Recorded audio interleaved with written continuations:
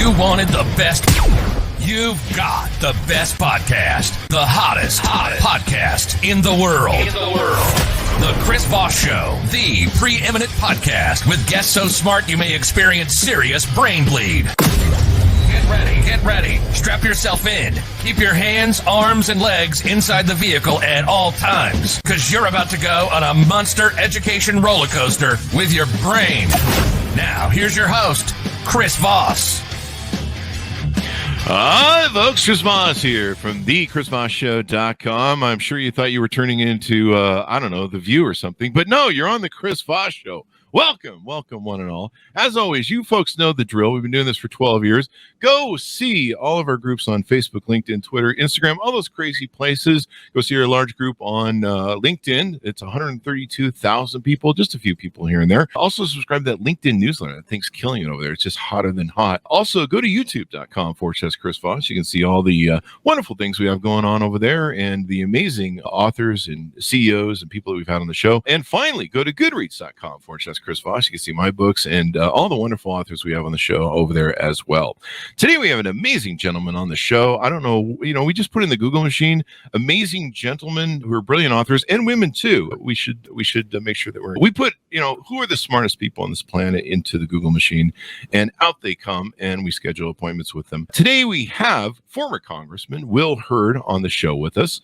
He is the author of the newest book that came out March 29, 2022. The name of the book is American Reboot, an idealist's guide to getting big things done. I've been getting a chance to read it, and it's a wonderful read everyone should get into.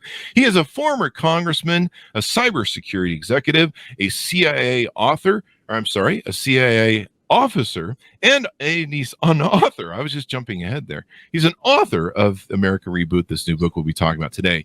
He's currently the managing director of Allen & Company and a former member of Congress, cybersecurity executive, and undercover officer in the CIA. Welcome to the show, Mr. Hurd. How are you? I'm doing wonderful. It's awesome to be on with you. Awesome sauce. I was seeing you smile during that intro. We had Dave Navarro, the musician, on a couple weeks ago, and he was like, did I just enter a WWE thing or something? What's going on there? Well, I don't want to cause anybody's brain to bleed. Okay, I want to expand their horizons and get them thinking about things. But a bleeding brain may not be a good thing. You bring up a good point. I should run that by the attorneys and make sure that we're okay there. We don't want to do anything. So give us your plugs, please, so people can find you on the interwebs and get to know you better. Yeah, so I'm on all the HURD, and my website is willbehurd.com. We have a newsletter there where I try to talk and give a different take on the issues of the day. But it's Will Hurd, HURD, and whatever socials you really enjoy. There you go. In fact, I subscribe to your newsletter as well. I'm on there. So thanks for putting that out. So what motivated you to want to write this book? Look, the real story is I got approached by someone in Washington, D.C., summer of 2019.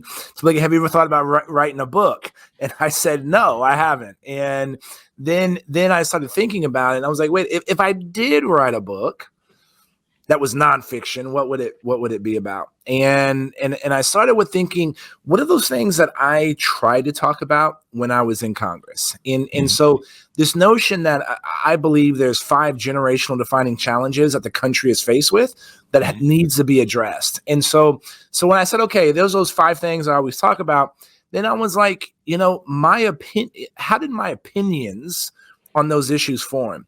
And when I looked at all of them, there was 5, 6, 7 specific events that have happened in my career, whether when I was recruiting spies and stealing secrets for the CIA, or breaking into banks and stealing their money and show them how I did it when I was in the cybersecurity business, or when I was walking the halls of Congress. And so that's why all the chapters and all the stories are based on those experiences that led me to that conclusion. I try to take the reader on that journey. So when I had that kind of idea, it was like, okay, let's just start writing it. And look, I love my country. I've been fortunate to serve.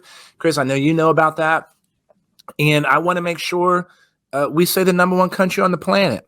And that's not a fait accompli.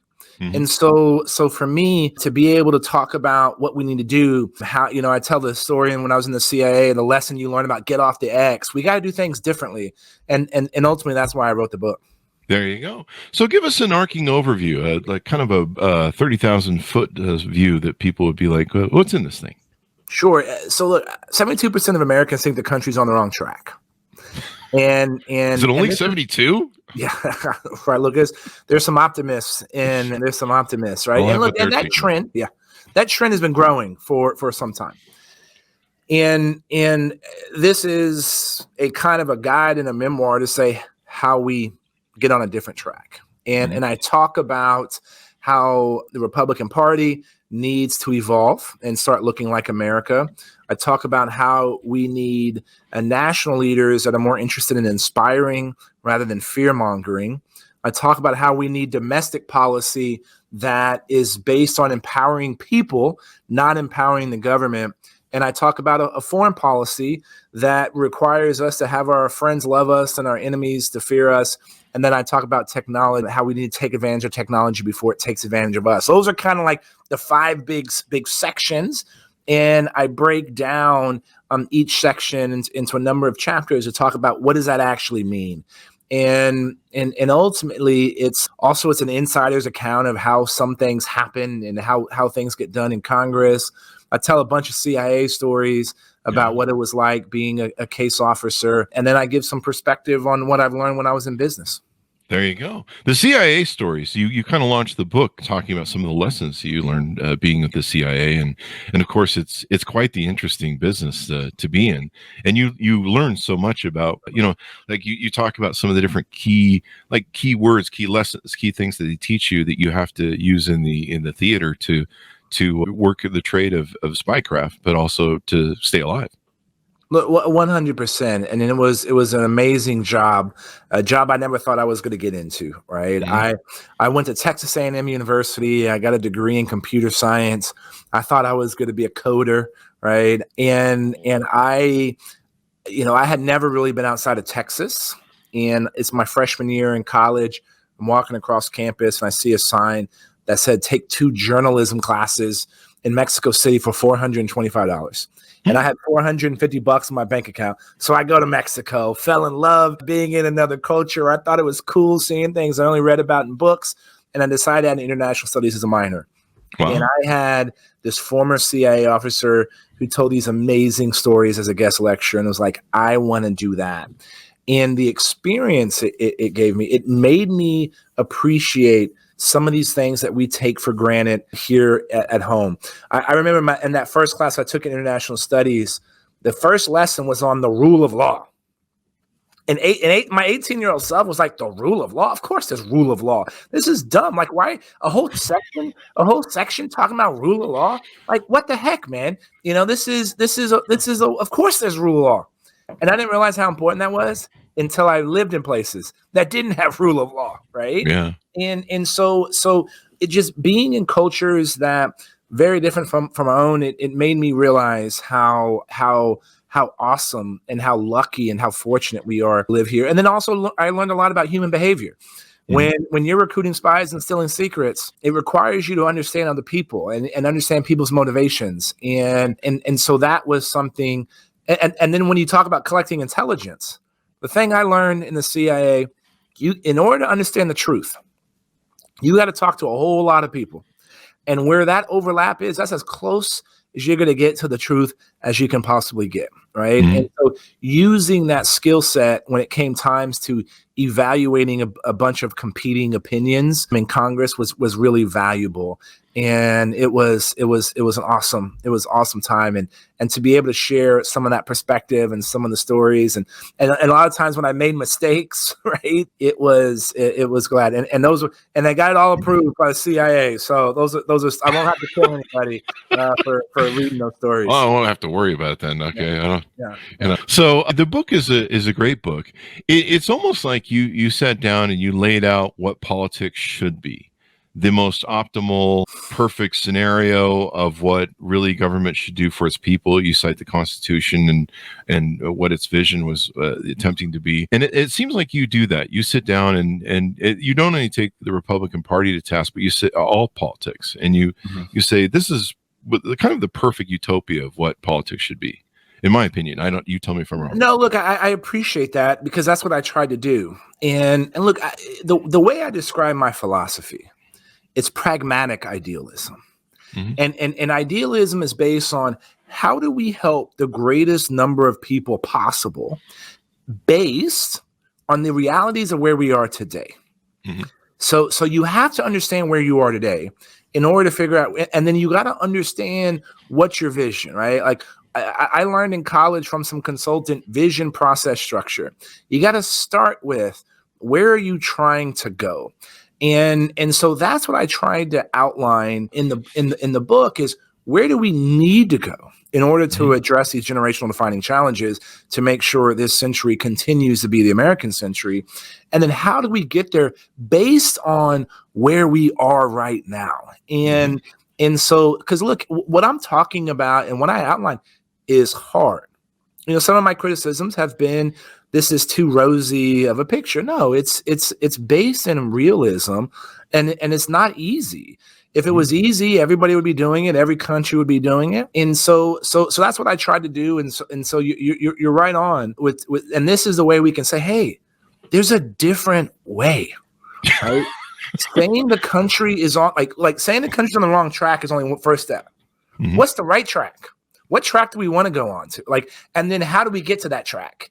And that's where I try to give some opinions and perspective based on, you know, my time in dangerous places, halls of Congress, and boardrooms of businesses. Well, you know, you talked about in the CIA, you learn how to get as close as you can to the truth. And I think, and I get the sense from talking to you, and a call also in the book, that that's really important to you, that pragmatic idealism to do the best for everyone. And that actually makes more sense now when I read the book. You talk in the book about making sure that your audio meets your video. Tell us a little bit about that, if you would. Sure. My first chief of staff was one of my best friends, and he ruined my life by suggesting I run for Congress. So I ruined his by making him my first chief of staff. And he used to always say, he goes, the frustration that the public has with elected officials is oftentimes when their audio and their video doesn't match, where your words don't reflect what you actually do, right? So you do is your video, your words is your audio. And what I always try to do was be ideologically consistent. I got 21 pieces of legislation signed into law in 6 years. That's a lot. It's more than what most people do in a couple of decades. And I did that. I'm a Republican. I did that under a Republican president and a Democratic president. I did that under a Republican Speaker of the House and a Democratic Speaker of the House, right? And so I tried to behave the same way, regardless of whether the people in power were wearing my jersey or not. And so the thing that I benefited from representing a 50-50 district. So the district I represented in Texas was 29 counties, 2 time zones, 820 miles of the border. It took 10 and a half hours to drive from one corner of the district to the other at 80 miles an hour, which was the speed limit in most of the district. But I found out the hard way, it wasn't the speed limit in all of the district, right? And it was larger. It's basically the size of the state of Georgia. And it was 50-50, meaning there was 50% Republicans, 50% Democrats. And there was a seat that went back and forth every cycle until I was able to hold it for 3 terms in a row. And what I learned in a 50-50 district, no matter what you do, half the district's pissed off with you. and so that required you to explain what you were doing and why you were doing it. And so as people understood that, and I would always tell folks, do you agree with your spouse 100% of the time? Do you agree with your best friend 100% of the time? Of course the answer is no, right? So why are you expecting to agree with your mayor or city council or congressman 100% of the time? And people actually don't expect that, but they want to know what you're doing and why you're doing it. And so to me, the best way that encapsulate what you should be doing is your audio and your video must match. And I think you put your finger on the real disconnect that people see with politicians. As I read your book and other things, I'm a strategist. I mean, that's what I do in business. Yep. And so I'm like, okay, how can you apply this? How do you pull back some of these things? It's interesting that, we accept that politicians lie to us and we let it slide, but yet, and politicians know they can lie to us, and many will lie to us because they're like, well, they expect us to lie to them. And it's this weird circular bag that goes nowhere. And so as I was reading, what you put forth is I'm like, how do we drag back to these ideals, or how do we, and I imagine we just need more people like yourself who want to stand up and say, there's always a better way. I mean, this is what I learned in all my companies. There's always a better way. No matter, even if you build a better way, there's a better way than the better way. And so, yeah, I looked at it and I went, God, how do you revolutionize this? How do we adopt it? There's a couple of ways, actually, and I really appreciate the question and the fact that you're thinking about that, right? And before I explain, let me another story that I was exposed to. I forget what year it was, and I think I tell this story in the book. I'm on a panel of a bunch of YouTube sensations. The other 4 people on the panel had 1 billion subscribers to YouTube combined. I think at that point I had like 65. Okay. So I'm like, why am I on this panel? It's like, okay, whatever, I'm here. And one of the people on the panel was the digital director for The Rock, Dwayne Johnson. Mm. And this was right when the movie Moana was coming out. And she goes, if Moana fails at the box office, are we going to blame moviegoers for not going to the movie? Or are we going to say Moana is a crummy movie? Right? You obviously say Moana is a crummy movie. Now, I'm not saying Moana is a crummy movie, by the way.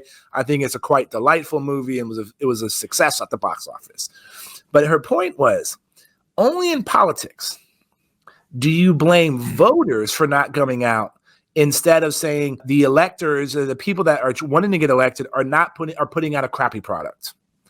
And look, my home state of Texas, we just went through a primary on March 1st. 3 million people voted. That's Republicans and Democrats out of 30. That's a lot of voter apathy. And part of the reason, in my opinion, is that people that are running for office are not putting forward something that the public, are not smelling what they're cooking, right? And so it starts with the opportunity for people that are running for office to provide something and do something and talk about things that people actually care about. That's point 1. Point 2 is we need people that show up. We need more people voting in primaries. It's that simple. Anywhere between 2 and 6% of the people decide most of these seats because the seat is decided in a primary.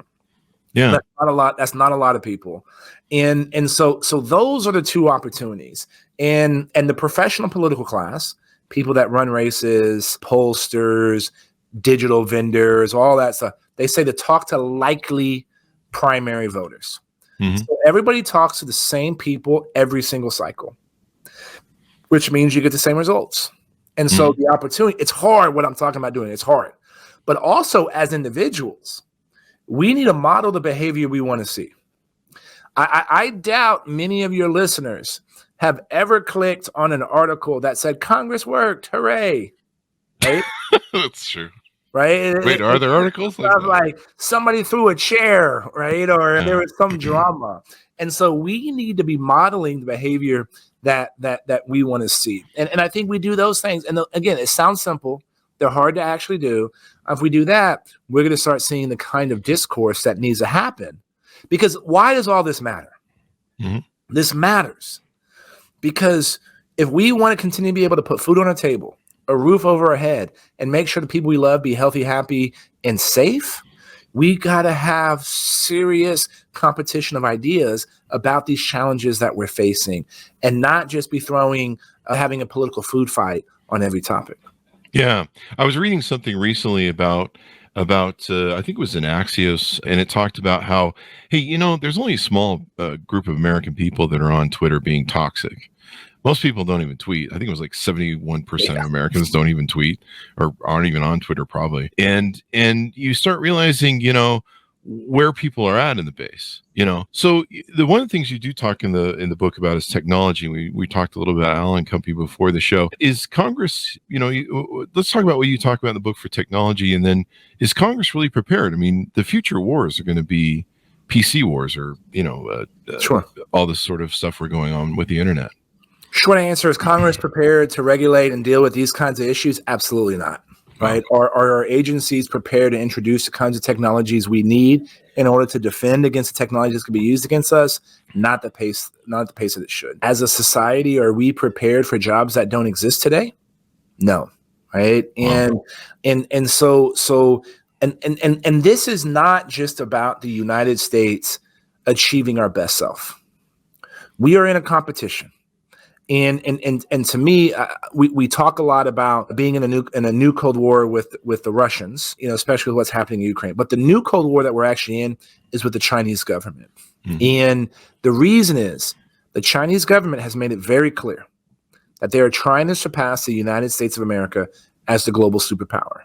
And they're going to do that by being a leader in a number of advanced technologies, things like 5G, AI, artificial intelligence, quantum computing, hypersonics, space. Right? There's about 12 or 14 of these industries. Now, the U.S. and China can coexist at the same time. That's the perfect world. I will put my money on entrepreneurship, creativity, freedom any day of the week over authoritarianism. Right? And so the two countries, we can coexist in the same world. But we must operate and compete by agreeing on the rules. Mm-hmm. And if China has agreed to be part of the World Trade Organization, then guess what? You can't be stealing people's technology and using it on your own. You can't be manipulating currencies. Like there's so many things. And so part of this, and you're right, the future of conflict is going to be in cyberspace. Cyberspace is a domain of conflict, just like air, land, sea, and space. And I know a lot of folks have been watching, and we thought that the Russians would have been doing more in cyberspace when it comes to their invasion in Ukraine.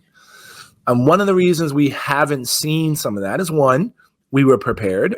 Back to December, the U.S. government and our allies were warning governmental entities and banks and hospitals, be prepared, make sure you're hardening your digital defenses. And then also the war is going so bad for the Russians that they haven't been able to focus some of their time and attention on some of these cyber wars. But can we operate if our phones go off? If the Chinese government is able to jam our phones, will we be able to operate? Right. Mm-hmm. One of the scarier moments, I think, from a cyber attack recently, I think it was last summer in Florida. There was a water treatment plant where a cyber hack increased the amount of, I think it was lye in the water to poison the water.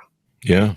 Now imagine if the hacker knew what that system was that were alerting people to that dangerous levels and turned it off. Mm-hmm. Then you would have had a number of people killed from poisoning of water. Right? Wow. These are the realities that we have to be prepared for. And there are some people in Congress that don't use email and are like, is this thing on? Like, how do you get this, how do you get this thing in this box, and that's unfortunate. If I move over here, does Google still know where I'm at? Whatever that was. Right. It was always funny.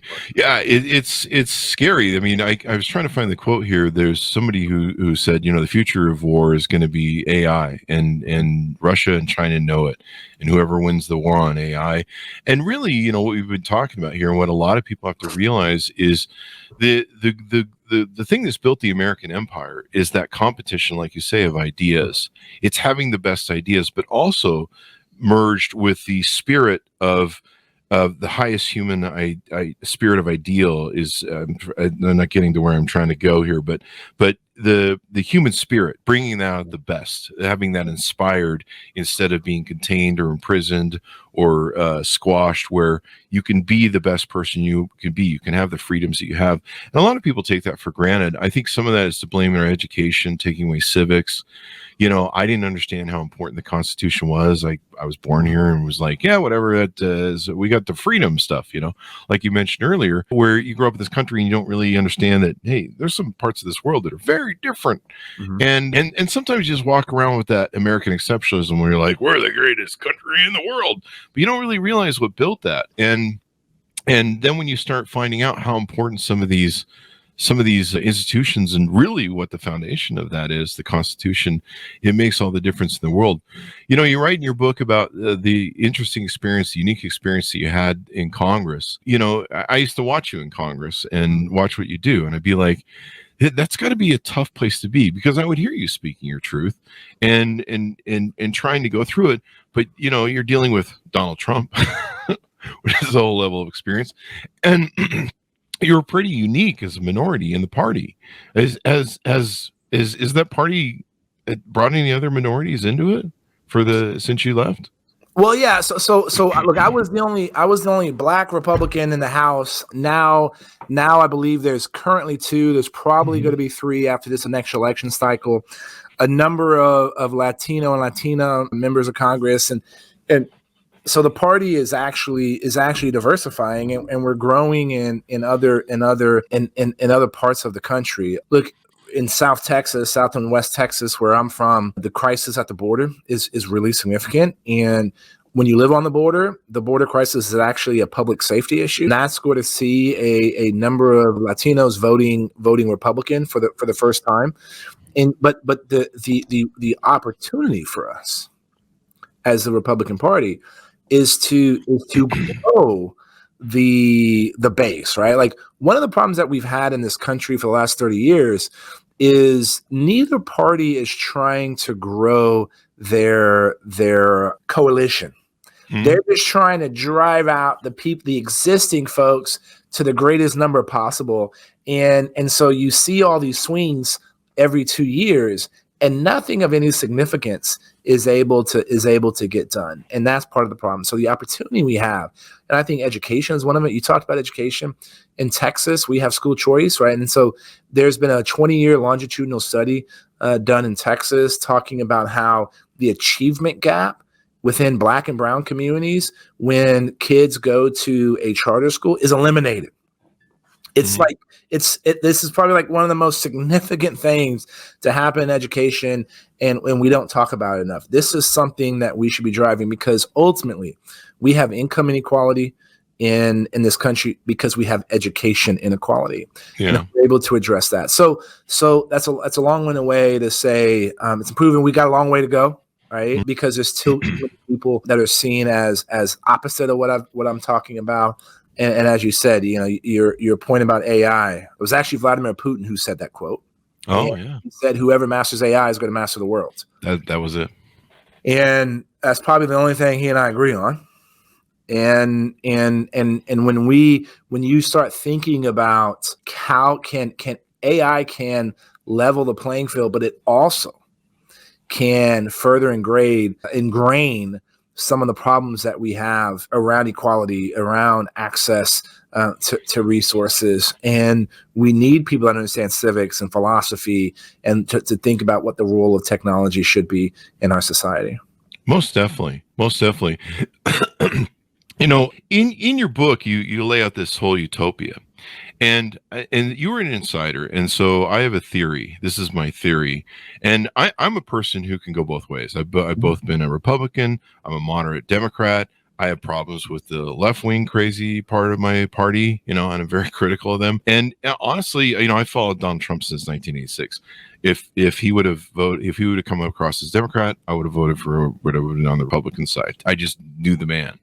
And so I try and vote for what's best for this country. I do stick usually to moderate Democrat because I kind of have to these days, but I would vote for whatever. Mm-hmm. But the one thing we've learned over time, especially on January 6th, seeing the Confederate flag in the rotunda or whatever in that great house, that we haven't resolved the Civil War, and this country is built on 450 years of really racial problems and white power. Mm-hmm. And it's mixed with white religion, white nationalist religion, or white religion, all of it. Even Putin can't, do what he does without the church, the church there in Russia support. And we have 450 years of this being in our DNA, being a huge problem. It's something we've never resolved. I mean, James Baldwin, you can take whatever James Baldwin said and print it in today's paper, and it's still true 60, 70 years later. And so in looking at, in 2050, I believe it is, and I think you also cite this in your book, there's going to be a flipping of from white power, people that are in a majority, to people who are in a minority ruling this country. And I've seen voters, especially Republican voters, say, we're really concerned that they're not going to be as nice to us as we were to them for 450 years. And there's a real fear there. And to me, that's kind of what this two-party system has turned into. We have Republicans on one side, and this is a theory, so feel free to throw anything at me, but it seems like we've embraced this with the Republican Party, that it's about retaining that power as long as possible. And then the Democrats have kind of gone, okay, well, women are going to rise, minorities are going to rise, we just kind of accept it and run with it. Now, I'm not condoning any of our left-wing stuff, and we're not perfect either, but does that need to be resolved? Am I, you're an insider, I'm an outsider. Sure. Is that really a good, am I painting the picture right, or am I just fine? So here's how I would articulate it. So there have been elements of, it's the old elements of the Democratic Party that created Jim Crow following Reconstruction, that broke away from the Democratic Party, the Dixiecrats that joined up, with Republicans in order to win elections. Right? And I get into some of this history. I get into some of this history in the book. And so there have been elements of, racist folks within the Republican Party. There's no question. But it's not the majority. And it's not the voters, right? It's not. And so look, my dad's black, my mom's white. They met in LA, moved to San Antonio in 1971. The house my parents have lived in for 50 years is the only house, the only neighborhood that would sell to an interracial couple in the 70s, right?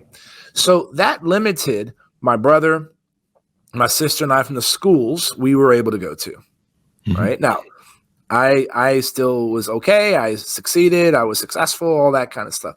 But those things have ramifications and impacts.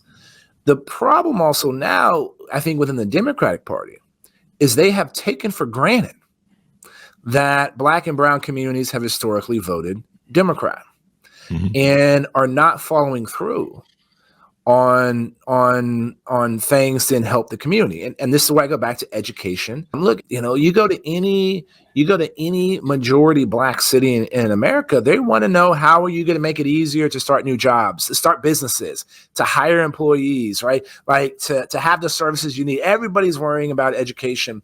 And so we have a chance in order to talk to folks on that. And look, we have to recognize a former president of a historically Black college and university, and I'm drawing a blank right now on her name, but once said, we've eliminated racism from our laws, but we haven't eliminated it from our hearts and our minds.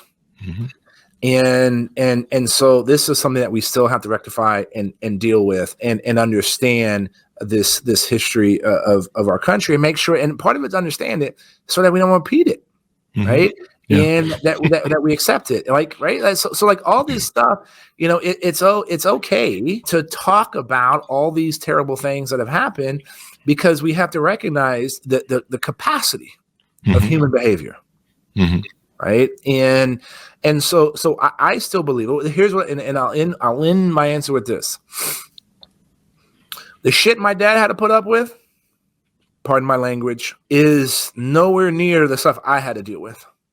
And the stuff my nieces, I have two sets of nieces, one set 26, one set that are 6. The things that they're dealing with is very different than what I had to deal with, growing up. So we're seeing improvement, we're seeing change, but we got a ways to go, and we can't forget that and take our eye off the ball.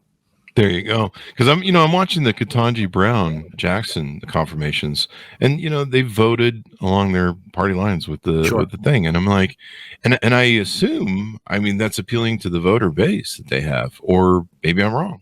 I don't know. So I would say on that, like what's interesting there is I think it's the judicial philosophy that's more of the problem, but here's what's fascinating. She was the second most popular Supreme Court justice ever nominated, right? That's the news story that and a lot of left-leaning media, which I thought fascinating, is they wanted to talk about knuckleheaded congressmen asking crazy questions. That ain't news. Of course they're going to do that, right? The news was how historic of occasion it was, and how popular it was amongst the electorate, right? Like that was actually the news story, in my opinion, and I think a lot of people buried that lead. I think you're right. They don't feature people like you who go, oh well, we'll pass these bills, and a lot of people I go through Congress and I don't think do much. I think there's some Florida people that I can cite, but I'm not going to tell any underage jokes. But what if it leads, it bleeds, right? So sure. It's always we're always seeing my extreme left or your extreme right on the news, and everybody goes, well, that's the thing. But I've often, when I was reading your book, I was wondering that, because you talk a lot about that in your book. When you left Congress, your reasons are your own for leaving Congress, but they cited some of your issues with some of the things that Donald Trump was saying about race, about people that were in the Democratic Party and stuff like that. At least that's what's cited in the stuff. And so I'm almost wondering if we have to resolve that before we can overlay the utopian idea that you put forth. Sure. Look, it's always funny, I'm kind of like, what you see is what you get, right? Like, this is, everybody always thinks there's a different answer, right? No, the answer is the answer. And look, Donald Trump had no impact on how I did, what I did or did. And I would say, yes, he is the manifestation of what I would call an authoritarian wing of the Republican Party. And so I think that is a wing that is not going to help us solve these generational defining challenges that I talk about. The reason I left Congress is those jobs were not designed to be in forever. And so it was, I would always get criticized. I said I wasn't for term limits, because if you don't like somebody, vote them out. And the same people that criticized me for that criticized me for leaving. And it's just like, wait a minute, I left. I wasn't in there forever, right? And so also it's always better to have a fresh perspective, fresh experiences, right? Look, I always tell people, if my experiences since being out of the CIA would have, I wish I would have had some of those when I was in the CIA, because I probably would have done things a little bit differently. All right. And so again, I just don't think those positions were designed to be in forever. Maybe we need to, there's a lot of other issues that I was thinking about with your book too, where I was like, maybe a house, they say one of the challenges with the people who run the House is you only have 2 years. And so you barely get in there, and then you got to start running for re-election again. And maybe we need stuff. We had Tom Hartman, the radio host, on the show about 3 or 4 times now for his books. He talked about, several different SCOTUS decisions that have been made about, being able to buy a politician by the richest people and corporations in this country, and making it so easy. There's a lot of different PACs that influence this with the Republican Party. You have the Center for National Policy, the Betsy DeVos thing. And of course, that's a whole different agenda. You have the Federalist Society and all those different things. Do we need to maybe take the money out of politics? Is that part of maybe utopia for your design, or take away some of these other things that seem to really have issues or cause issues, or do they cause issues?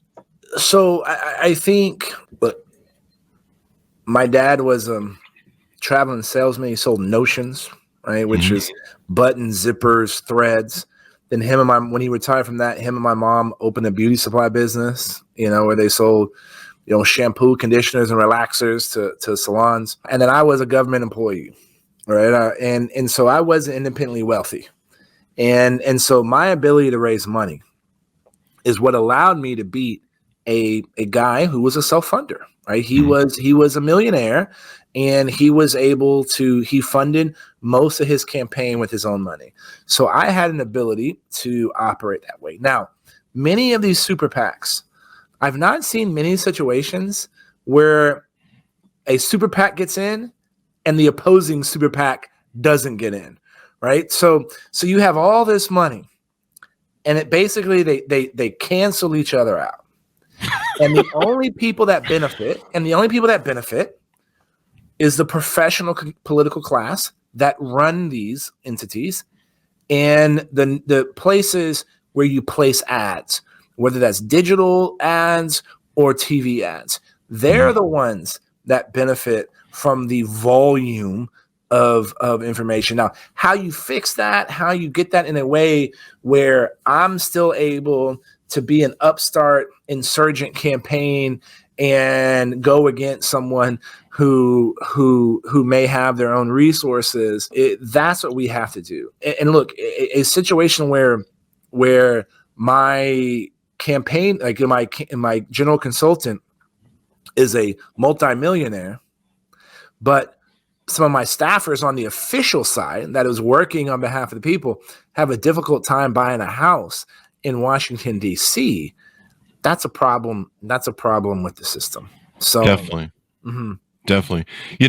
I think the way the people who wrote the Constitution designed it was they wanted more average people to go circulate in and out of Congress and it be represented the people. You write in your book, that's why I've been having this discussion with you, that the Republican Party needs to look more like America. And of course, as you mentioned, the Democratic Party needs to try and take care of their end, and appeal to everybody. And, I really wish 50% of this country would vote and care and really, give a damn about the Constitution. I don't, they can vote any way they want, but that would be the most beautiful part. I even would love a law, it says you have to vote. What on in your book haven't we touched on? Because we're getting the roundabout of the hour, and I want to make sure we get everybody in to teach you by your butt. No, look, I think we hit all the topics, and I appreciate the time. But you talk when I love hearing you talk about the Constitution and how important that is, right? Like, we always talk about this experiment called America, right? Why do we call it an experiment? We call it an experiment because it was the only one at the time when it was created, and everybody else in the world thought it was going to fail. The next democracy was not created until 60 years later, and that was Switzerland. There are only 14 countries that have celebrated being a democracy for more than 100 years.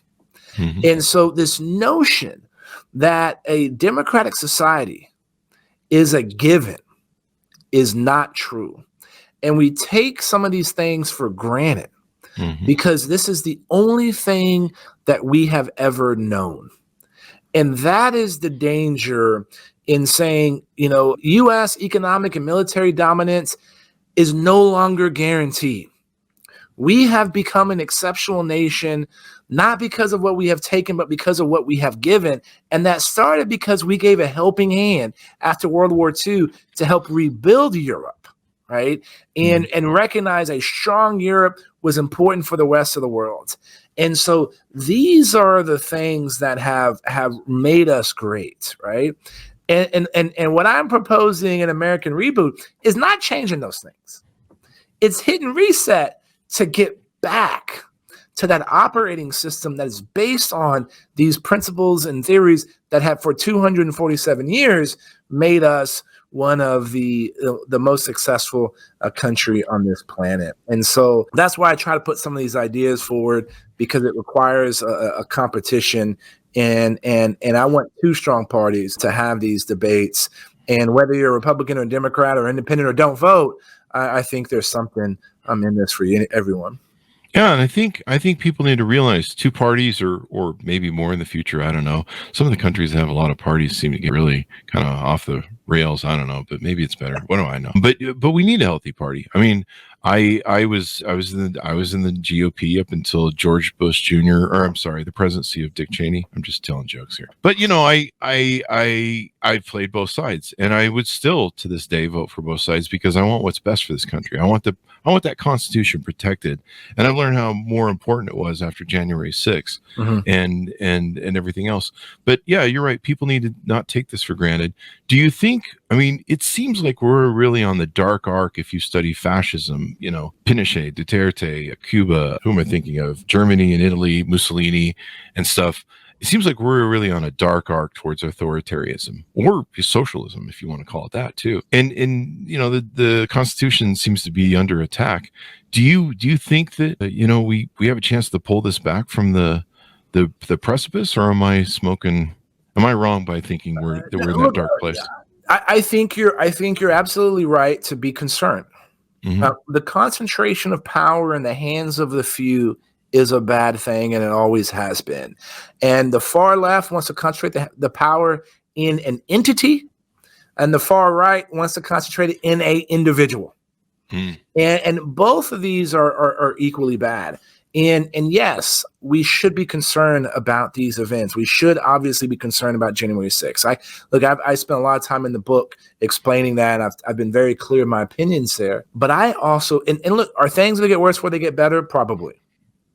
But I actually believe that our best days are still ahead of us, because I see people like you that, look, they want what's best for their families. They're willing to entertain and to listen to different ideas. They're open to a conversation and a debate. That is 80% of the country. We just happen to focus on people that only are on Twitter and cable news, and that's like 14% of the country. And so I actually am optimistic that we're going to be able to get through these times and get to a point where we're not as afraid of the system degrading. Mm-hmm. You know, I have a saying, and I can't remember off the top of my head, but the saddest part of what we do as humanity is we learn from the darkest parts of our experience instead of the brightest parts of our experience many times. You know, we saw how Hungary with Viktor Orban fell into, full autocracy in 2020, I think it was. With the COVID crisis, he was able to take that.